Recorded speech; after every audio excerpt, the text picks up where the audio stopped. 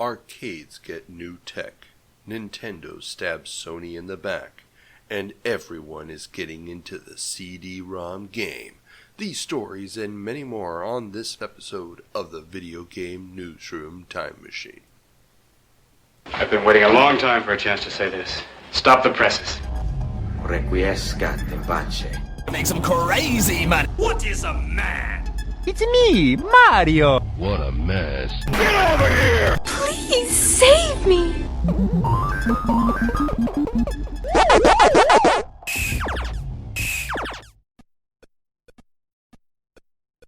Welcome back to the Video Game Newsroom Time Machine. I'm your host, Carl, and as always, here is my co-host, Peter. Say hi, Peter. Hi. Not as always. We almost didn't make it. We almost didn't make it. Almost. But here we are. So, Peter, let's get into the banter. Let's get into the banter. I think talking about you is way more interesting right now because I think our dear listeners can hear that you sound a little bit off today. Yeah. This is also the reason why we had a moved up interview episode. The second half of my interview with Greg Fischbach went up last week because I was out with a really bad cold, and as you may hear, as Peter just said, my voice still isn't 100%, but hopefully it will be good enough for this recording session. So yes, that's all I got to say on that front. Now, what can I say? Kid went to daycare. Parents got sick, so that's as just always. The nature of the beast. Yeah, exactly. It happens. So that's enough banter. Today we're going to be jumping back 30 years to see what was making headlines in the video game and computer industry in April of 1991. But before we can do that, we have to find out what Peter experienced in his 7 Minutes in Heaven, where you got to play one of the top games of April of 1991. Exactly. What was it? And it was Operation C.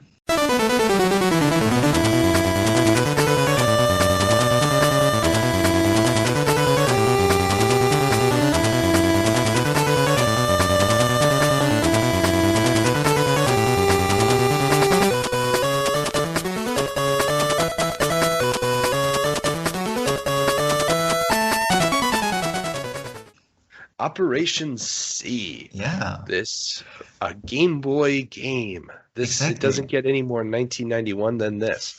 So no. I felt like Rambo, man. And it's live and learn. And I took the lesson from the last 7 Minutes in Hell, and I transferred that knowledge over to Operation C, and I just kept the fire button pushed. It was just locked. That's exactly. it. Wow, you're learning. It's scary. I'm learning. Dude, artificial intelligence becomes better. I'm learning. So let's do this properly. Tell us, what was the game about? Okay. Honestly, I have no clue. You're a Rambo kind of guy who runs through a level, and you have guys coming at you, shooting at you, and every once in a while they sneak up from behind, which was a surprise in the beginning. And you have cannons shooting at you, and you have some weird flying saucers also shooting at you. So basically the entire level is there to shoot at you, and you shoot back, and you shoot your way through the level. This is as far as I can tell. Did you pick up any of the power-ups? I did pick up any of the power-ups, so they improved my shooting. So it was not just a continuous stream of bullets, but it was like a spread of bullets. Man, I was spreading bullets left and right, top, and I couldn't shoot below me, which some enemies took advantage of. But you can shoot downwards, which I have not figured out how in this. Okay. Diagonally left or diagonally right down. Yeah, cool. Yeah. Did you also figure out you can squat? I figured out I can lay down. Yeah, there you go. Exactly, and this always happened when I pushed the down button. So, but honestly, it was a fun game for a change. A change being that I switched over from working from a really, really interesting workshop right into the game, right into recording with you, and it was, yeah, it was nice. Better than a cup of coffee. Was this your now Operation C is Yeah, the back to topic. first Game Boy game based off of the Contra franchise, also known Oh, as Probotector in Europe. So, have you ever played any of the Contra games no, previously? no, Oh, no, no, okay. no. So this was your first foray into Contra. Yes, exactly. I mean, 1991, I was exactly 1 year old. Well, and So, come on, that's kind of like saying, well, I never read Shakespeare because it was written hundreds of years before I was born. That's not. dude, things of the past have to stay in the past. I'm more a live in the moment kind of guy. No, no, no, no, no. Now, Contra is, especially the No. first few Contra games are literally nobility inside the game genre. So, okay, but this is a good first place to jump on. It's Operation Yeah, C happens to be my favorite Contra game. So, I really had fun with it, man. I really had fun. I mean, did it run as smoothly on the original Game Boy as it did on the not so original Game Boy I used? frame rate, definitely, but of course, you did have a bit of a blurring effect. Okay. Operation C was one of the few games, well, not one of the few, but they did do quite a bit of work to try to make the projectiles and stuff easier to see. But yeah, on an actual Game Boy screen, there was quite a bit of that Mhm. traditional blur feature, which is also one of Okay. the reasons why later on you can pick up the homing shot, which actually simplifies things considerably. Ah, okay. Okay, Yeah. gotcha. I mean, I played it in 4K and it was crystal clear and super crisp, so Hmm. yeah. Yeah. Yeah, there was a re-release a few years later for the Game Boy Color Hmm. that actually added proper colors to it. It's Oh, a nice way of playing the game, but definitely something weird. And the European releases of the games were called Probotector, and all mhm. the human sprites were redrawn to look like robots because, killing people is bad or something. No, it's really no, no, exactly. Yeah. So, okay, cool. That's our 7 minutes in heaven. Yeah. Now, before we can turn on the time machine, we have to check in with our good friend Ethan for our Department of Corrections. Welcome back to the show, Ethan. So, what did I screw up in March of 1991? It is the DOC. It is time to face all of your sins. But of course, first we have the Peter comment. This one is a slightly controversial one, but you're gushing a bit over Richard Garriott, and my comment to Peter is never meet your heroes. Not necessarily that I think Richard Garriott is a bad person or anything. I will say that on the Digital Antiquarian blog, there was a big discussion about the cult of Richard Garriott. He's been kind to me, like I've tweeted at him some things, and he's answered some questions and all that.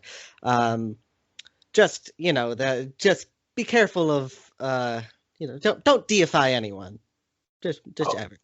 That's just I have done enough interviews with people to know not to deify anybody.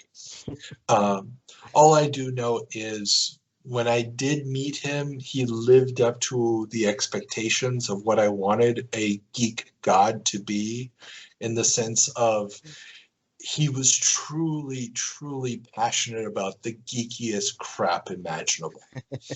I mean, he got on stage, hooked up his phone to a computer. Now, this is about 12 years ago, 13 Mhm. years ago.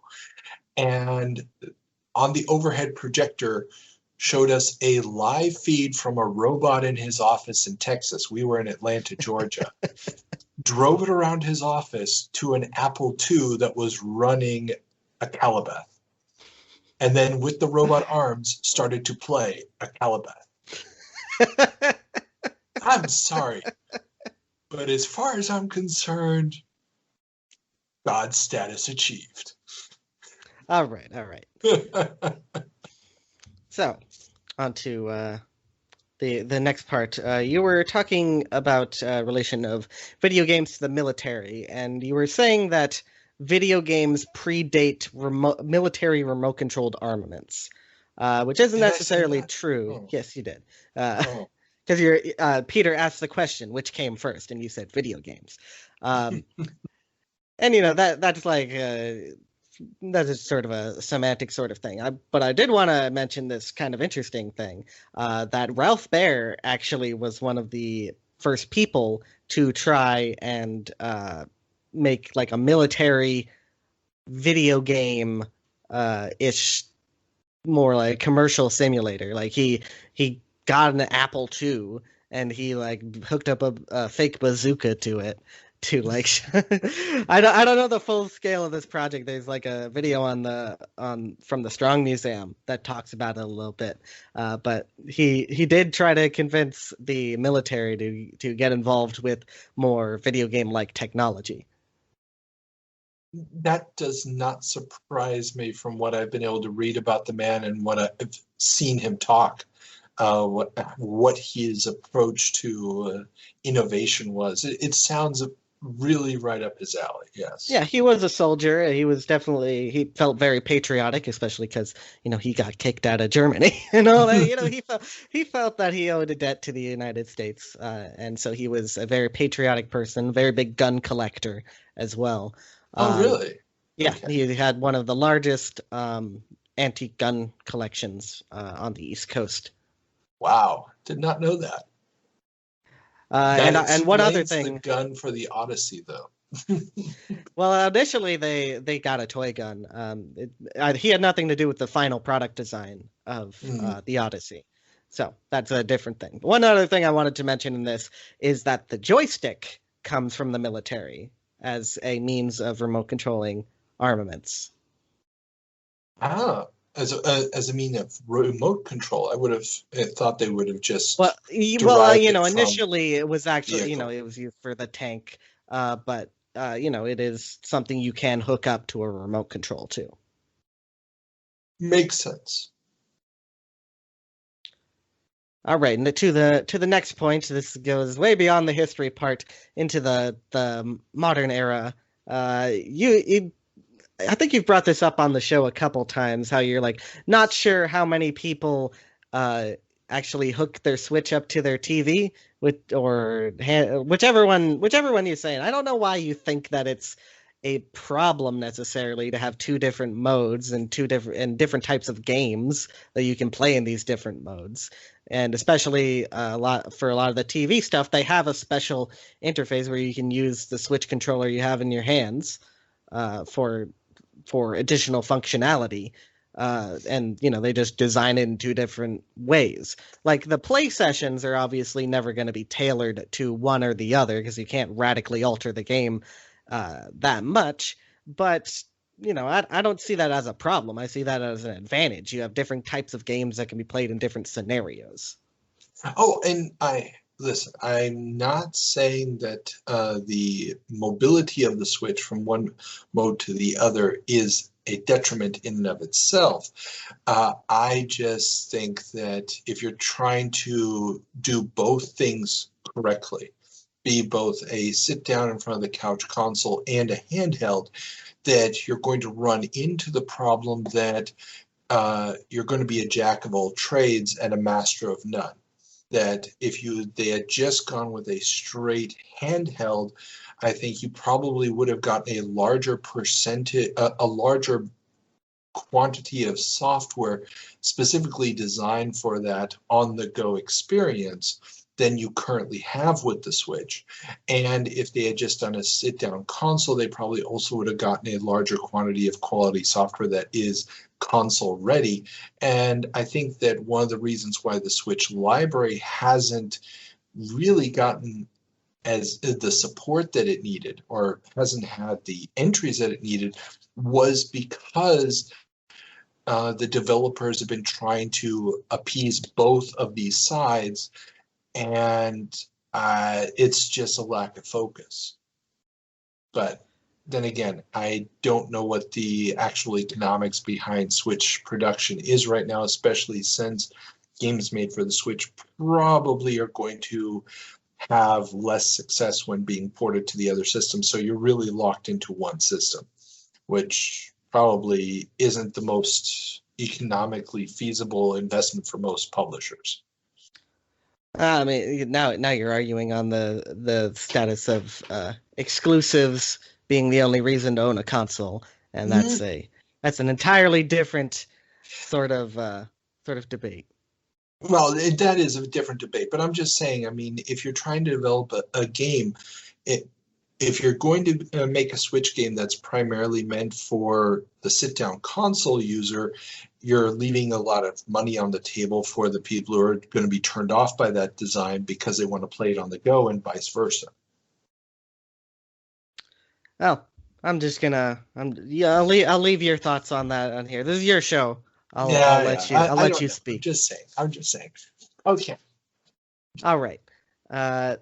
Going forward, you talk about the SNES being delayed in North America, and we don't specifically know why. Like, they never really made an official statement about this. But one thing that you need to remember here is that the NES wasn't over yet. The NES was still selling very well. It wasn't a matter of production necessarily. I feel like if they wanted to launch it earlier, they may have been able to do it. Maybe they would have had to do a more limited launch. They could have launched earlier in the year to just get ahead of the problem. But of course, they didn't think Sega was a problem. And NES sales kind of bore that out. And NES sales were like pure immense profit. They were making so much money on the NES sales by that point because they had the reduced model, and yeah, they were making bank. They didn't need to put out a new console right now. Very true. And I think I said something along those lines as well. I mean, the NES was still doing great. And yeah, you're right. We don't have anything to back up, and I did make the claim that it was probably because of production. But you're right. I mean, the NES was still so strong in the market that there was really no reason not to keep writing it for another year or so. And we've also seen it on the show. We've talked a couple months ago about how they started to relax restrictions on third parties and all this other stuff. So, I mean, yeah, Nintendo had everything to gain, nothing to lose. Yeah, like all these delays, like people put out a lot of questions. Why was Super Mario Brothers 3 not put out in 1988 like it was in Japan? You had to wait 2 years to get it around. It's like they didn't need to. It wasn't necessary for them. Exactly. So, yeah. So that's just the point I wanted to make. And they could still keep selling more copies of Mario Brothers 2. In the meantime, I mean, exhaust that market completely and then hit them with another game. So yeah, if they did it like one right after the other, that would have been kind of bad, especially because they weren't going to make another one, for the original Famicom in Japan. So their release strategy was good. You may not like it. You may have thought back then that they were holding back on you, but they got your money anyway. So exactly. Okay. To the next point, you were talking about Lucasfilm and why they did not do Star Wars games initially. It did not have anything to do with the Atari deal, especially because the Atari deal was only for arcades. Parker Brothers put out the Star Wars games on consoles at the very beginning. Good point. So, as it's always been said by the Lucasfilm people, they had the freedom to do whatever they wanted. They didn't want to be tied to the licenses that Lucasfilm had. When eventually they were getting around to doing the Indiana Jones games and stuff, they felt that they could balance their creativity and the license to try and sell more copies of their stuff. Not that they ever sold a lot of copies, as much as we think very highly of Lucasfilm games today, or LucasArts, whichever one you want to call it. They were not massive successes, and they didn't need to be because they were part of this much bigger corporation that didn't need them to be. Yeah, exactly. This is true. Now, they could have used Star Wars licenses at any point. That is. I mean, I guess it makes sense because when I interviewed Don Daglow, he managed to get the Star Wars license from Lucas to try to make an RPG when he was at Broderbund. So yeah, that makes sense.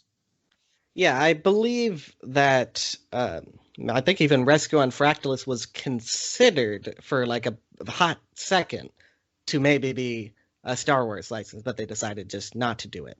They would have had to go through some approval. It's not like they could just decide and do it right away, because Lucas did have some sort of plan that he was kind of working out slowly and steadily. Not the plan that actually happened, but that's an entirely different debate. It is very provable that Lucas did not plan everything all the way through. You cannot debate this. I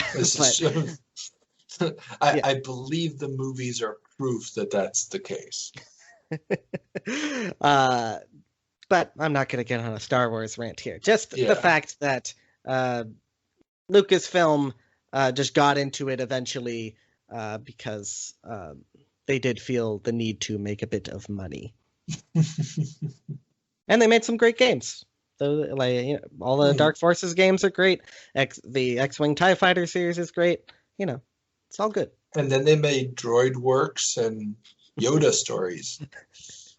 Did they make those, or did they just publish those? I don't know. That's an excellent question. I don't know how much of that was internal development and how much of it was external. That I don't know. Okay, they did internally develop those, but it's sometimes you got to do a cash in, and sometimes you can make a really good game. Episode 1, Obi-Wan. Sorry, I can keep going for a while. All right, let's move on to the final thing on this. You were talking about Richard Garriott's great big medieval haunted house thing, and you were wondering if he was married. He was not at the time. He's married now, and he would very much like us all to refer to him as Richard Garriott de Caillou. Very true, very true. Yes, I looked that up as well right after the episode went out, and I looked up the history. Impressive lady he married too. So, yeah, I'm glad that he is in a happy marriage. Yeah, kids and everything. Good for him. Like I said, all right. Geek God.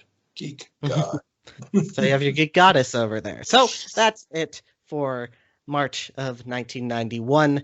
Department of Corrections is closing the book, and we can move on to March of 2000 next time. 2001, in fact. 2001. Yes. Okay. Ethan, as always, thank you.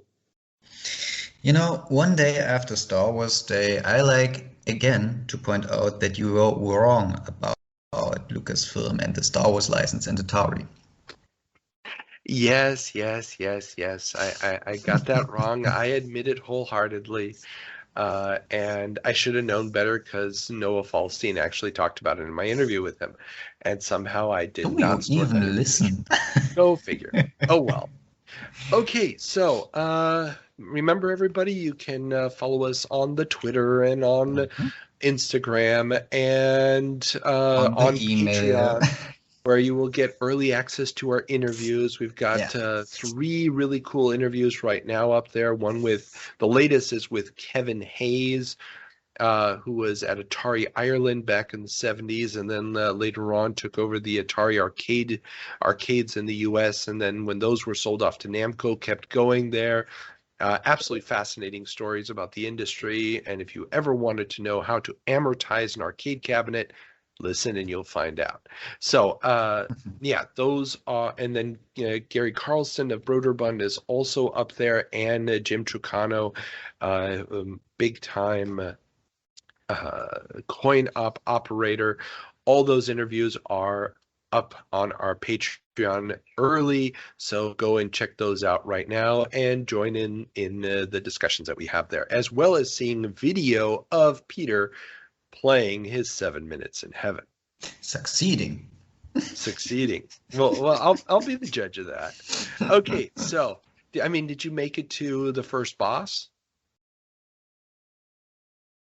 And now the question is, are there bosses, right? Exactly. Okay. I thought I made it to the first boss, but then submarine? it was just... Did you kill the submarine? I ran away from it. Oh, that's good. That's something. There you go. Okay. In that case, then let's turn on the time machine and head back to April of 1991. Now there's a new game in the video arcade.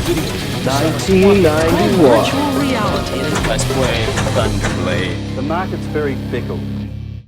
Welcome to April of 1991. Peter, what's our first story?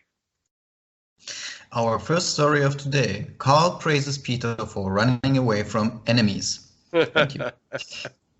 Second story. Yeah, I don't think that's I the just first wanted story, to point but that okay, go for it. Second story. Acme shows off hits. The latest game shown at Acme, the American Coin Machine Exposition in Vegas, promises a real move forward. From Konami's Simpsons arcade game to Street Fighter II and the somewhat belated Batman movie tie-in from Atari, SNK continues to expand its Neo Geo offerings, and Microsoft has released F-15 Strike Eagle 2.2, an easier version of the game. Microprose also showed off Bots, with 2 S's, a giant mech game. Williams stole the pinball crown with the machine Bride of Pinbot. There's really a lot going on in the coin op in 1991.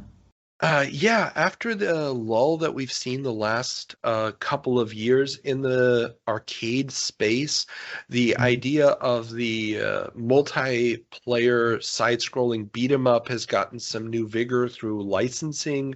We see it with The Simpsons. Atari's getting to it late with Batman, and it's not going to be multiplayer. The Batman game's basically going to fizzle out. It's kind of crap. But Street Fighter II is going to essentially take the ball in the fighting game scene and reinvent it. So before the Teenage Mutant Ninja Turtles / Simpsons model can get old, Street Fighter II is going to basically run with that ball. The Neo Geo is that's a rising star just because of its cheaper setup. And of course, Bride of Pinbot is one of those pinball games that, if you're a pinball fan, it's just one of those classics. So, okay. It's weird little effect of the changing female face on the front and stuff that gets mimicked by a whole bunch of other games later on. So this is kind of it's an interesting big show. Okay. The Bots game, is it just you stand in front of a cabinet, or did you have a seat? Did you go into a mech?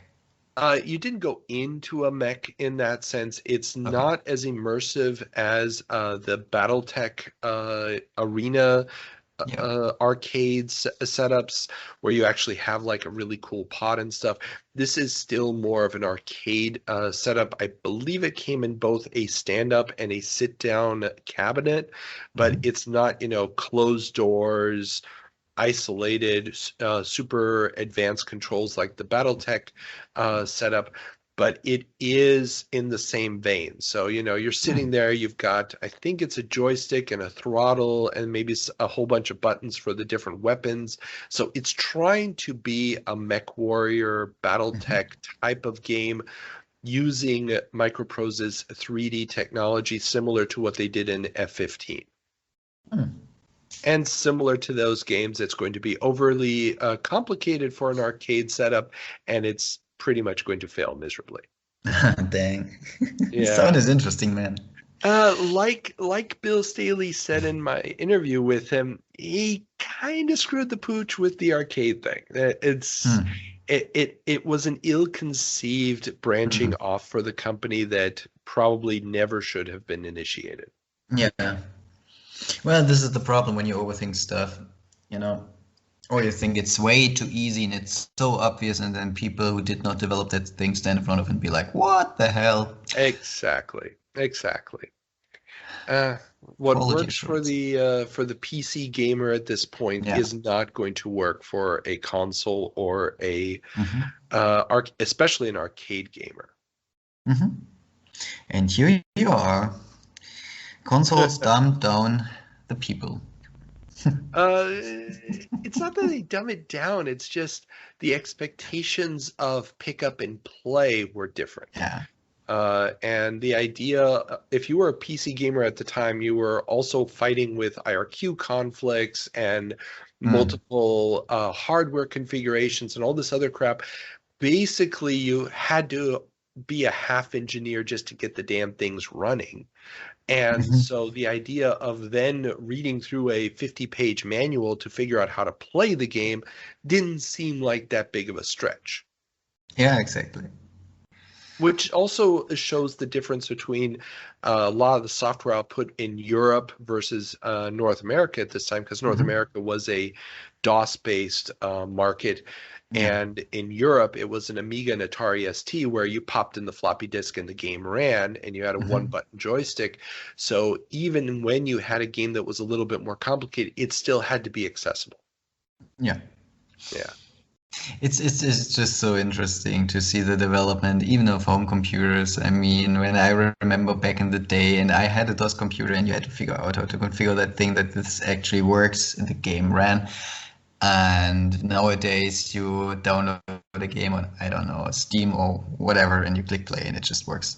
And it's very interesting. It's interesting, especially at this point. There was a little article in one of the magazines this month. I didn't add it to the show notes, but it was Microsoft had done a presentation about the latest version of DOS. And they had also had a sidebar where they talked about the next big version of Windows. And at this point, it was already early development of what would become Windows 95. Oh, okay. And the big innovation that the magazine editor writing this up was like, yeah, this will never work. Nobody's going to go for this. Was that the new version of Windows was going to standardize the different types of data so that you can move stuff from one program to the other as long as you were in the Windows environment. So the idea of copying text, let's say, from Corel and dumping it into a Word file, or moving it from WordPerfect to whatever other program you're using, was not an option back then. Yeah, this is so interesting. I mean, this is something you really take for granted, the copy paste function. Exactly. It just works. You don't think about it, but and that was marvelous. the thing. They were talking about how they were going to standardize this and everybody was going to comply with it. And the editor's like, why would the different companies making the different software go along with this? Why would they give up their fiefdoms? And the fact that it's so natural today is just disturbing. But then again, I mean, we talked, I believe, last month about how Peter Molyneux was talking about, you'll be able to take map data from PowerMonger and put it into SimCity or something, which, of course, runs along the same lines and kind of shows that people are thinking along those lines. Just the technical necessity of it being baked into the operating system was something that you were overlooking at the time. Yeah. And it's just funny that those magazine editors, I mean, at least the ones we talked about, they never got it right. Never. Oh, no, that's not true. They got a lot of stuff right all the time. It's just those things aren't fun to talk about. Exactly. This is why I say at least the ones we talked about. That's true. Moving on. Sega shows off new tech at Acme show. The long-running complaint of operators that games are becoming too similar has been taken as a challenge by Sega. In addition to the first 32-bit arcade hardware, racing game Radmobile, and laser effect shooter Laser Ghost, Sega has introduced the first holographic game. Produced by Dragon's Lair veteran Rick Dyer and his firm Allen Designs, the game that would become Time Traveler would introduce holograms to arcades. So, how can I, newbie, picture that? Because I don't think that there's some guy sitting right next to you and he actually is a hologram. Well, no. What it was, and it was quite innovative and pretty cool to look at the time. You had this, and I'll put pictures of it in the show notes. You had this white cabinet, about waist high, a little bit higher maybe, and instead of having a computer screen, it had a weird half dome that was open, all black on the inside, with these 3 neon painted geometric shapes glued down. And then in the middle of that, the game would appear. Now, it was using a reflective surface, so there was a little projector above, hidden inside the dome, that was projecting onto this reflected surface, and it really gave you the effect when you were standing in front of it that these figures were standing in front of you, because they weren't coming from a screen. They were literally, it looked like they were standing there in the middle of this little area. Now, the game itself was literally just a Dragon's Lair type of game where a video was playing. It was supposed to be a cowboy who gets warped through different time periods, and then you have to react fast enough, move the joystick left, right, up, down, and hit the fire button at the right time to keep playing the video or get thrown out. But the effect of it just standing there the first time you saw it was really cool. And everybody, including myself, you'd put your hand through it because there was no glass in between. You could literally put your hand through it, and it just felt weird and cool. And after you realize what the game actually was, you never played it a second time. But it was really, really cool that first time. Just for the effect. Was it still a quarter a game? No. I mean, at this point already, there's a lot of games that are more than a quarter. I remember when I played it, it was already years later, it was still 50 cents a play. Oh, 50 cents, I probably played it around 96 when I first played it. And games like Radmobile, I remember the first time I saw Radmobile, that was the equivalent of $1. It was basically 4 credits to play that. Oh, Lord. Well, I mean, a lot of these games, they would come out and they were, so expensive for the operators that, they knew people wanted to play the latest game. So why not? Yeah, I mean, it totally makes sense. It's just, I'm just picturing little Carl standing there asking his daddy for $1, and his daddy's like, you get a quarter, that's it. Okay, you're number one, underestimating how old I am. And number two, so I was 15 probably when I first saw Radmobile. I saw it in an arcade in downtown Buenos Aires. So, so that's where I saw Radmobile. Also, it was the first time I saw the Sonic the Hedgehog character, because he's a little ornament dangling inside the car, so that you play the game from inside the car, and he's this little dangling thing off the mirror. So, yeah. It wasn't a great game. In fact, I wouldn't have played it a second time, but I definitely played it once just to be able to say, ooh, I played the first 32-bit game. Yeah. Not bad. Yeah. It was one of those, things of, ooh, cool. But it's essentially using the same technology as games like Power Drift and Afterburner and so forth. It's still super scalar sprite technology. So it's just, moving a ton of sprites around the screen and making them small and big in order to create an illusion of moving forward. But that was starting to really show its limitations at this point in time. Yeah. Okay. Moving on. TMNT2, the arcade game for NES, comes to the arcade?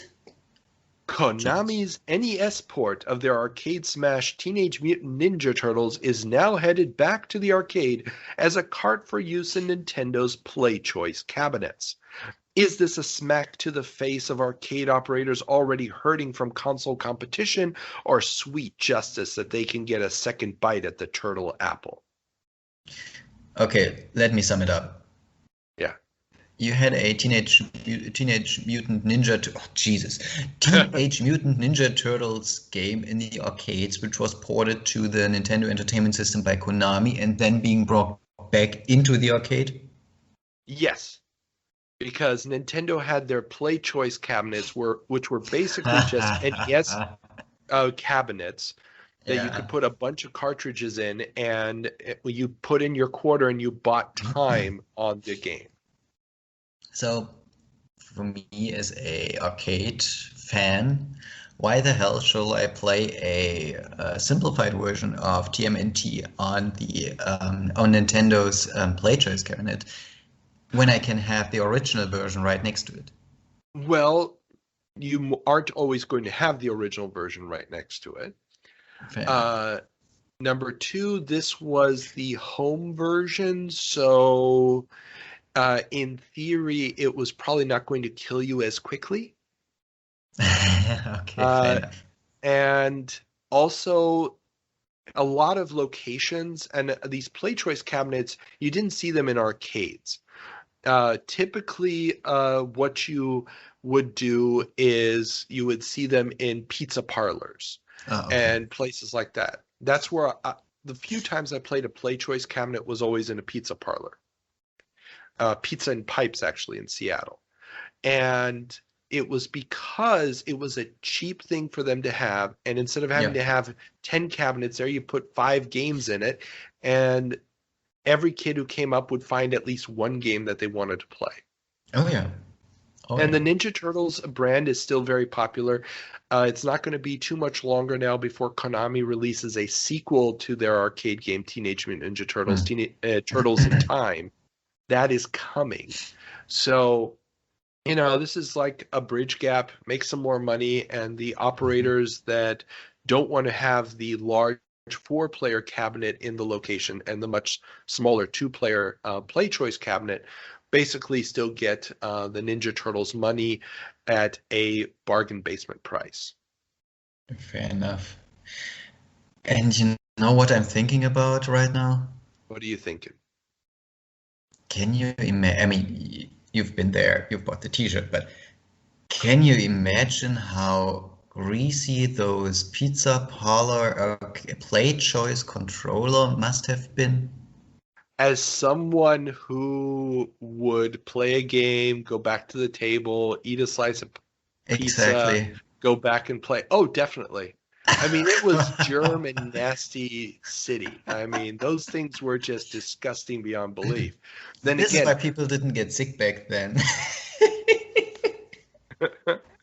I mean, come on, that was the entire business model of Chuck E. Cheese.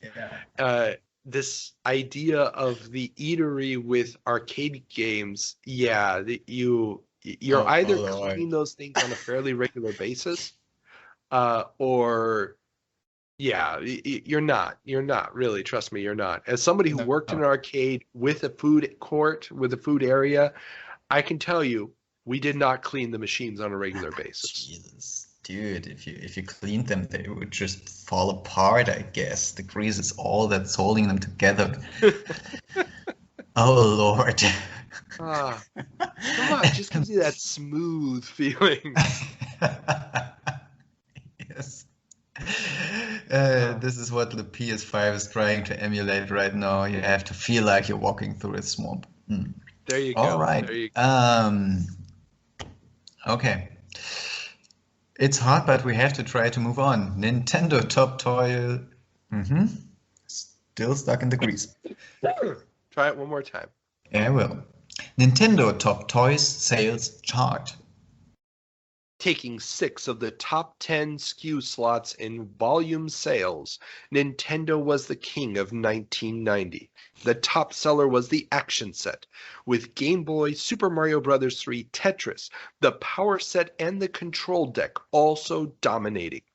Ninja Turtles figures came in second, Sega Genesis fifth, and Ultra Games, aka Konami's TMNT game, came in sixth, with slot 9 going to Fisher-Price's tape recorder. At the Winter CES, Nintendo also announced sales numbers for 1990. 7.2 million NESs, 60 million NES carts, 3.2 million Game Boys, 9 million carts, 87% of the market and 30% of US households own an NES. Holy moly. Yeah. And this again, Ethan was correct in the Department of Corrections. They really didn't need the Super Nintendo in Christmas of 1990. No. It would have just diluted their market share. It would have really just wasted resources. And the Genesis is fifth on this list. But the action set, the power set, and the control deck are all different packages of the NES. Yeah, this is incredible.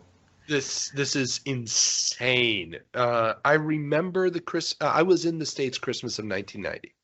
Yeah. And yeah, the Nintendo craze that year cannot be overstated. It just can't. It was everywhere. It was everything. It was just nuts. Yeah. It's incredible. Yeah.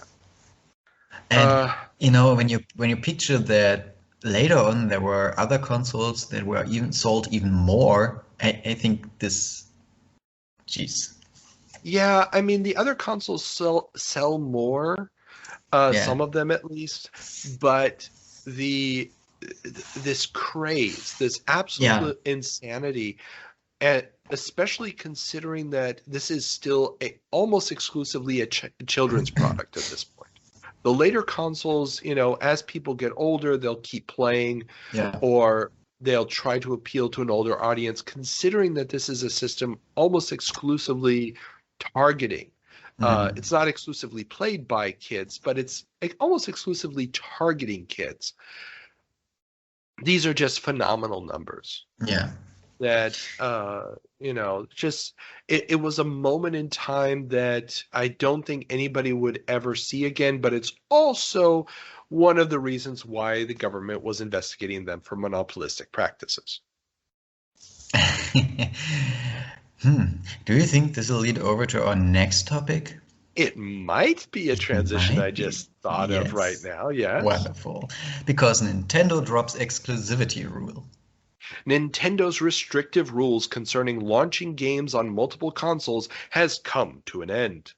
With the 16-bit SNES on the horizon and the NES market having peaked, to say nothing of the US government breathing down their neck, the House of Mario has declared that third parties can release their games on any platform. It's really interesting that Nintendo, for all of the developers for this system, they forced all of them into this exclusivity rule. It's unimaginable. It's unimaginable, except for the fact that after the initial 2600 crash, there really wasn't a market, and Nintendo could determine the rules. Oh, sure. And the fact that you didn't have people willy-nilly making games and stuff really helped stabilize the market. It made retailers want to carry the product again. And so, obviously they overplayed their hand. They went too far. But at the same time, they enjoyed the ride. Oh, hell yeah. Come on. They're still sitting on that cash cushion to this day. Oh, yeah. Okay. How many other companies could have fallen on their faces with the Virtual Boy and the Wii U and still be sitting on billions in cash? It's now granted it's Nintendo. They no argument that their products are almost always amazing. But still, it's the money that they managed to squirrel away during this period is unfathomable. Yeah. Wow. Yeah, wow. Well, Nintendo is just a plain success story. And we will see them go broke eventually. And we'll talk about it in our podcast. At some point, we will have to bring this out of mothballs, and just to announce any Nintendo going broke. But something tells me they may outlive us. Dude, just the feeling. I am getting out of my grave to record this thing with you, and I'll drag you out of your grave. I don't care about your state of deterioration. Yeah, we have to record that. The decomposing podcasters. Yeah, that's a great idea. Great idea. Oh Lord, from Greece to corpses, wonderful. Let's move on to a more serious topic. AVE locked out of NES. American Video Entertainment, a maker of unlicensed NES cards, has filed suit against Nintendo for anti-competitive practices. It turns out that Nintendo has introduced a minor change to their security lockout chip, which will impede the loading of AVE's games. This has caused many major retailers to stop stocking AVE's games because of the potential for returns, despite the fact that the change only affects a small portion of the total NES user base. The case would drag on for a few years before being settled for an undisclosed amount, but by then EVE had been forced out of business. Okay, help me to understand that. I know Nintendo had a lockout chip in their NES, so you can't use any non-licensed third-party players to get into, to games to be played on the NES. That was the intent, yes. Yeah. And as we've covered with Tengen did, in fact, release unlicensed games, but instead of doing a clean room reverse engineering, they just stole the plans from the patent office. Exactly. And if you want to find out more about that, our interview with Kevin Hayes goes into some detail there. Mm-hmm. Not a lot, but a little bit. It's worth becoming a patron just to listen to that. So I remember that we talked about the Tengen story, and AVE, they jumped on board with Tengen, or did they reverse engineer it, or did they go to the patent office as well? No, AVE and a couple of others actually did the clean room reverse engineering. Okay. Theirs was a legit unlicensed cartridge. A wonderful sentence, just a lawyer can say. Yeah. So basically, even as Nintendo is, we're opening stuff up, and, people can bring stuff to other companies. And we talked a few months ago about how they were letting third-party licensees produce their own cartridges. Mm-hmm. No, Nintendo is still going to be pulling off some douchebag moves here. And one of those is minor changes to the chips to make sure that the AVE games don't work. And so it was really targeted at AVE. Yeah, it only affected AVE's games. But AVE at this point is pretty much the last company. I think there's one other company still making unlicensed games. Mm-hmm. And I mean, these are not what you'd call really good games. These are kind of crap. Yeah. But the whole idea that they can't get retail space as the NES is going crazy. Retailers are basically begging for more product. They could sell a lot more than they're getting delivered. They're not. A lot of them aren't taking the AVE games, and there's a link in the show notes to an interview with the head of AVE about this. And there's basically they just can't get into the retail space because retailers are afraid of getting the carts back when it doesn't work on somebody who bought it for Christmas. They don't want to have that cost of taking it back, but also, the negative feeling, hey, you sold me a game that doesn't work. And well, of course. And AVE files suit, and by all it looks like they got money. Obviously, the details are locked, but they got money from Nintendo. But by then, the Christmas 1990 period kills their sales. Yeah.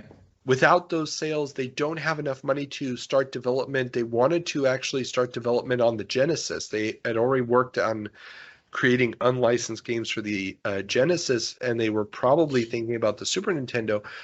But that one Christmas of no income basically scuttled any attempt to move up their production of games for the 16-bit systems, especially because the cost of developing titles goes up when you get more powerful systems because the artwork's got to be better and so on and so forth. And so, yeah, the company ceases to exist after that. Should have been the last story for today's episode. Oh well. It should have been, but we've got some more stuff coming up. Exactly. Sega unveils Mega CD. Not CD, Mega CD. The Mega CD, yes. The Japanese Mega CD gets revealed. The exact hardware specs are still a bit under wraps, but the system will have its own 68,000 processor, 6 megabits of RAM, not megabytes, megabits of RAM, and added graphic chips to do rotations of both planes and sprites. A clear signal to Nintendo's Mode 7. I have absolutely nothing to say to that. I just take it as what it is. Basically, the Sega CD add-on. So the add-on to the Sega Genesis. And we've mentioned it a few times before. There were hints and rumors of it. Is more than just a media device. They've seen what is coming from the Super Nintendo because it's already out in Japan, and of course, Pilot Wings, one of the launch titles in Japan, is all the rage with its cool manipulation and Mode 7 effects of moving the terrain around. Yeah. And that's just something that the Genesis can't do on its own, really. Now, there's Mode 7-like effects you can pull off with the Genesis with a lot of coding, but it's not something that's really baked into the hardware. Yeah. And this is what they're trying to fight off. So this new CD drive isn't just going to be the medium. It has its own 68,000 processor, which is the main processor in the Genesis. So you basically now have a dual CPU system. It has 6 megabits of RAM, which doesn't sound like a lot, but most game cartridges weren't even 6 megabits at this point. 4 megabits was pretty much a standard. Yeah. So this is an entire game's worth of RAM. So in theory, you could load data from the CD, which is relatively slow, put it into the RAM and be running off of the RAM so that you could have an entire game worth of data in the RAM, in theory. In theory, yes, but I mean, that thing basically is another computer. Yes. And it will cost appropriately. Exactly, and this is what I'm thinking about. When you buy a CD drive, I mean, and this is basically what it is to a customer. Would you buy a CD drive to the price you can buy an entire computer for? Well, if it really updates your games, yes. And if the Genesis had a much larger install base at the time of its launch, it probably would have made a lot more sense to people. But as we just saw, a ton of people just bought NESs for Christmas. Exactly. So, you know, it's going to be one of those things where it will sell well. It will sell well enough to convince Sega to keep releasing add-ons to their detriment, as we will see in the years to come. But the big thing with it is it's going to add the CD. That's going to be the new sexy. It's going to allow for types of games that we haven't seen before, like Night Trap. And the rotation stuff is actually going to look really, really cool. There's going to be some cool looking games that use that. Unfortunately, they're going to be Sega CD only titles, which is going to limit their market penetration. You know, it's always a good idea to like split one console into 2 types of players, hardware-wise. Uh, well, there's a reason why console add-ons don't have the best history. Yeah, Let's put it that way. exactly. But, hey, at this point, it seemed like a good idea, especially since CD technology was so expensive yet. Mhm. Releasing a system that only had a CD just didn't seem like a viable option yet. And it would Yeah. be a while before we saw one Okay. that was CD only. So we're still several years away from that. Yeah, this is true. I was just thinking about my first computer, and it had a CD drive, and it was bought in 1993. But I think that the CD drive came in later. Probably. I mean, in '93, Yeah. you may have had a CD drive, but that would have really been an expensive add-on. No, it was, yeah, it was added later. Yeah, and this is why. I want to say the first CD-only game console is the Amiga CD32. So it's '93. The Amiga CD32 comes out. It's the first one that's CD only. The 3DO, I believe, comes out that same year, but a little bit later. So when does it launch? October. Yeah, so it comes out later that same year. Okay. So the CD32 comes out in July, and the 3DO comes out in October. So yeah, and I mean, neither one of those is going to set the world on fire. Number one, the CD32 is underpowered, and Commodore is in no place to really launch a console at that point. They don't have the money for it. They don't have the technical skills for it. And the 3DO comes out and it's $700, and that's just freaking crazy.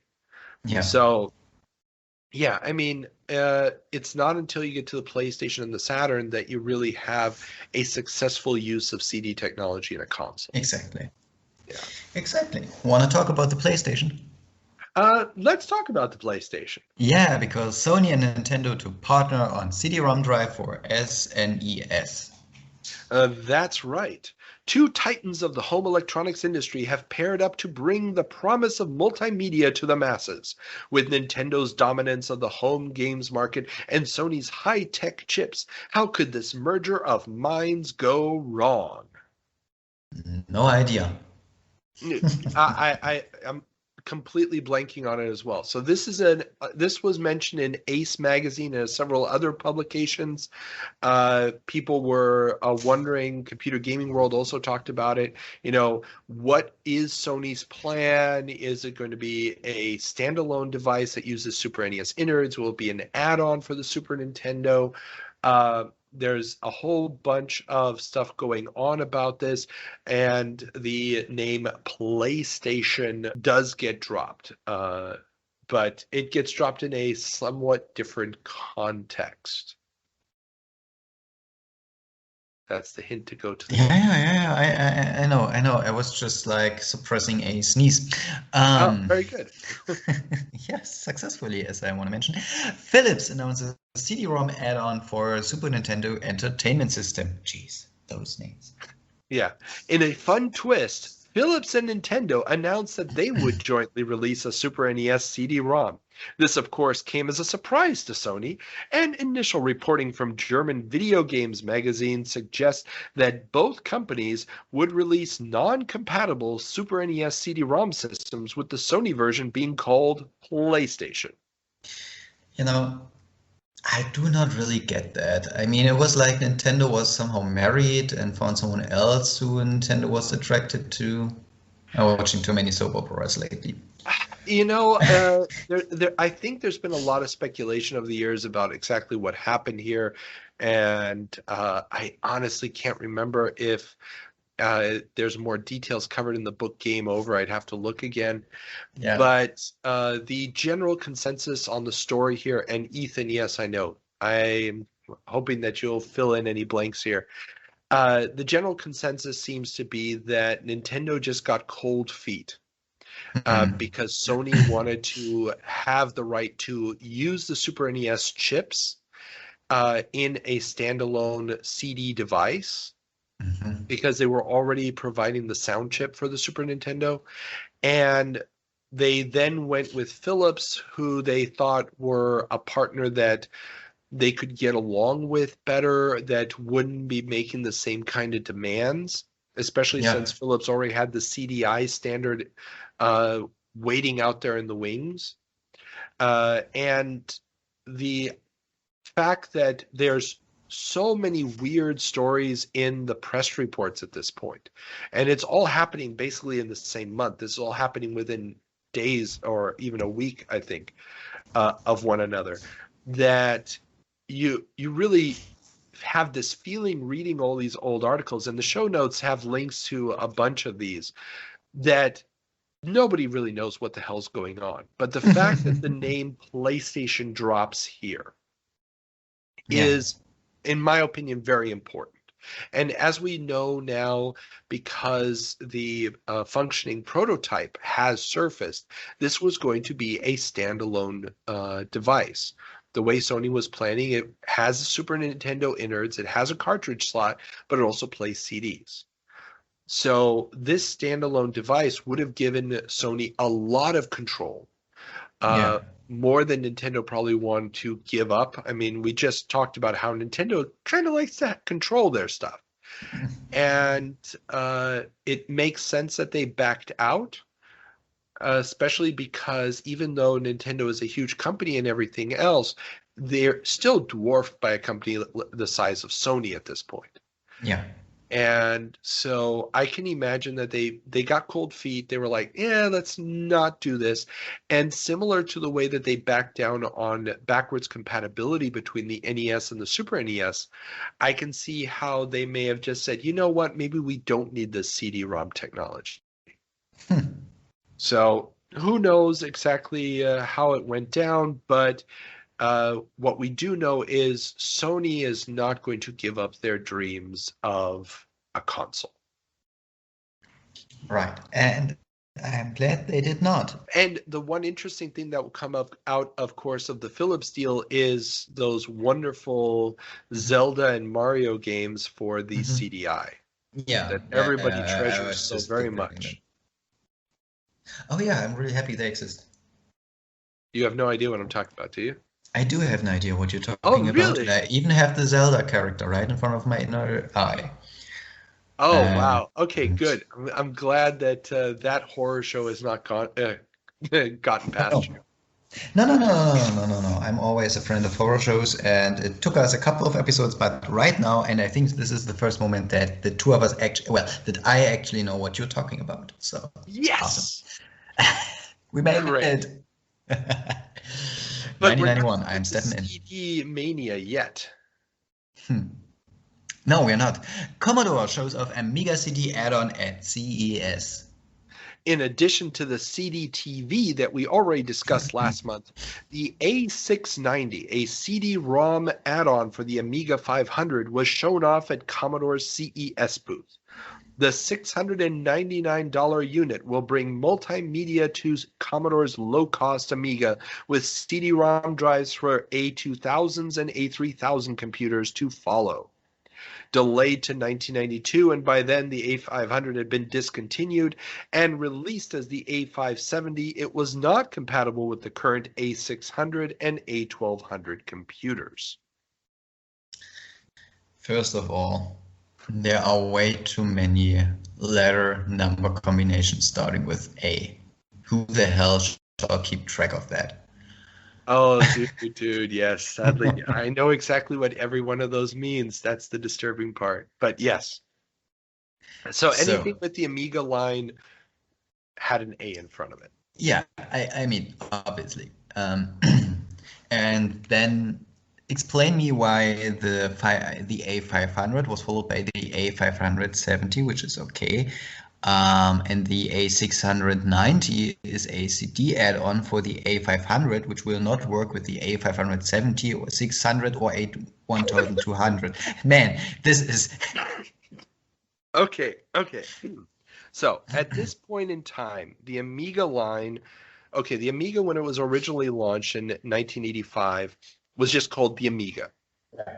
And that was sort of a what we'd call baby box, It was the type of computer that had a detached keyboard and the monitor sat on top of the machine that had a disk drive on it. Yeah. Now that model gets rebranded the Amiga 1000 later on when they release the keyboard variant. So that's the one that most people had, the Amiga 500, which had a disk drive built into the side. The computer was built into the keyboard, and that was the computer. Okay. So that's your typical. This is the one that everybody had. That's the one I had as a kid. Now, the 2000 and the 3000 were both box computers again. So your normal desktop style machines. And they were more powerful, blah, blah, blah, blah, blah. Those were also the ones where people would typically buy a CD-ROM drive because they've got more money and they want to do other stuff with them. Yeah. Well, the A690, which is the name that's going by here, and it gets launched as the A570 a year later. That's the CD-ROM drive that hooks up to an Amiga 500. Now, because the Amiga 500 isn't a box, it's keyboard. It had a slot on the left-hand side where you could plug add-ons in. Okay. And it had to have a very specific shape in order to plug in externally to the machine. Yeah. And so you couldn't put that in the box. That plug didn't exist as such for the box. You needed a different type of plug for any add-ons for the 2000 and the 3000. So by the time they actually released this CD add-on for the A500, they've discontinued the A500. They've replaced it with the A1200, which has an improved graphics chip, but is shaped differently. It's still a keyboard computer, but shaped differently, so you can't plug this thing into it, even if it was compatible. And the A600 is a cost-reduced version of the A500. They made it narrower. They got rid of the number pads on the side and also changed the shape. So again, you can't plug in the A570 into it. Okay, I have one more question. Yes. Why? Why release a CD-ROM add-on for a computer that's been discontinued? Either that or why didn't they just like change the form and size of the plug on the A690? Because they're Commodore, and at this point Commodore is a headless chicken that has no idea what it's doing, and as long as it's producing the smallest amount of profit possible for Irving Gould to keep financing his lavish lifestyle, nobody cares. Fair enough. Yeah. There's a reason why the company is not going to be around for too many more years. Yeah. They're going the way of the dodo at this point. And going fast. Yeah. Okay, got it. So another we don't know what to do with our money type of story. Yeah, or basically just they're developing stuff, but then their pipeline to get the engineered material into the factories, into the marketing channels are so poorly organized, so poorly financed that everything is coming out way too late to be useful. Okay. Like, had they launched this in 1991, it still would have had a fairly large market. It's just by the time it comes out in 1992, nobody cares anymore. Yeah, well, why then not just simply change the plug? I mean, yeah, okay. Because then they would have had to redesign it. Now you delay the whole thing by another year. Now you're into 1993, and then it really doesn't matter anymore. Because by then they have the CD32 out. Okay. And yeah, it just keeps getting worse and worse, trust me. All right.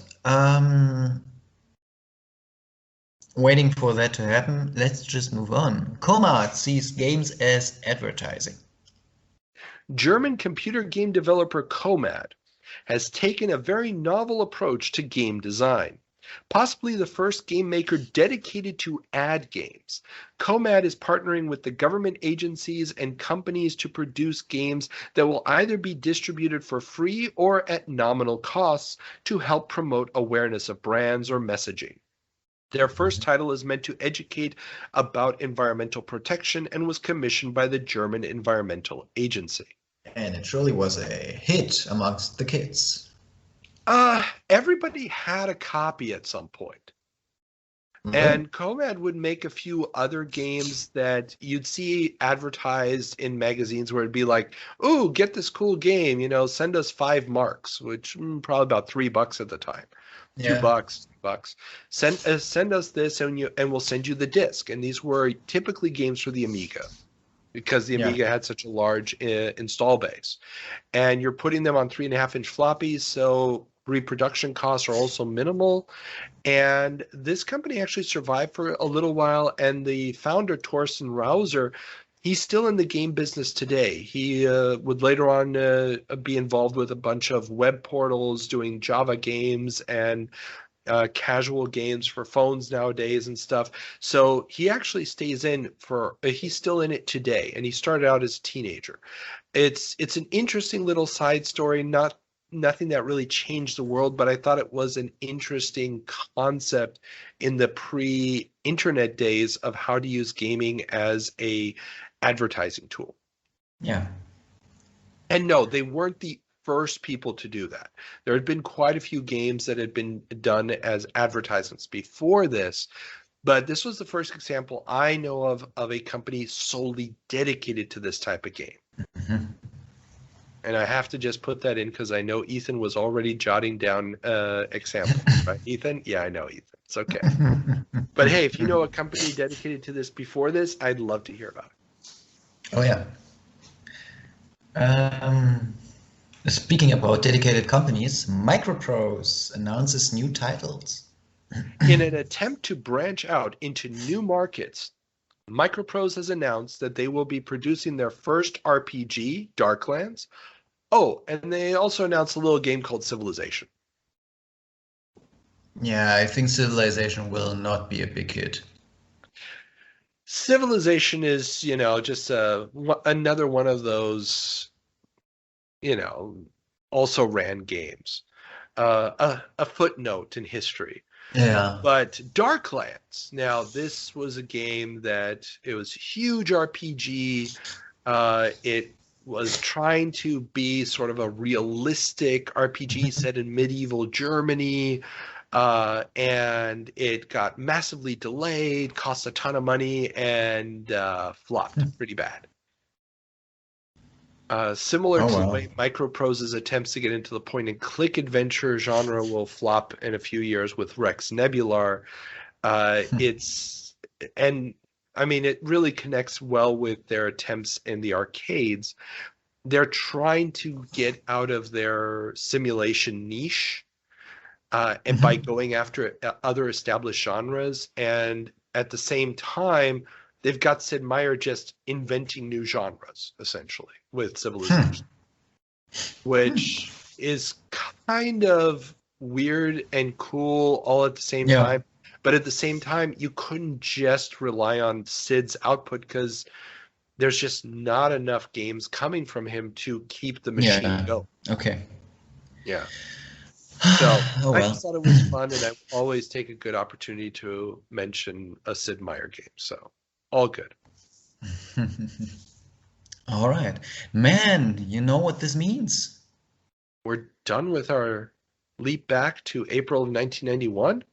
We're done with our leap back to April of 1991. Your kid is still sound asleep and no company went broke. Oh my goodness. What's going on? I don't know. I'll have to do better for our next jump to April of 2001. Maybe a company will go broke. Maybe. I know you miss it. I know you miss it so. Yeah. I mean, as long as I hear about other companies going broke, I don't have to, I have to feel so bad about my companies going up a little bit.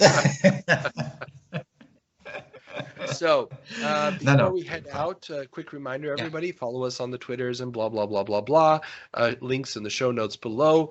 And Peter, what is the word of the day? Civilized. Civilized. Oh, I like that. That's nice.